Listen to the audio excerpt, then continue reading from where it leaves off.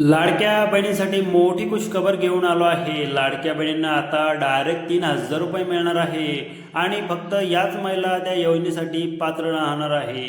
जर तुम्हाला पहिल्यांदा हप्ता मिळाला असेल तर तुम्ही ना या योजनेसाठी पात्र आहात आणि जर तुम्हाला पहिल्यांदा हप्ता मिळाला नसेल तर तुम्ही ना या योजनेतून बाद करण्यात आल्या आहात. ही आदित्य तटकरेंनी अशी माहिती दिली आहे.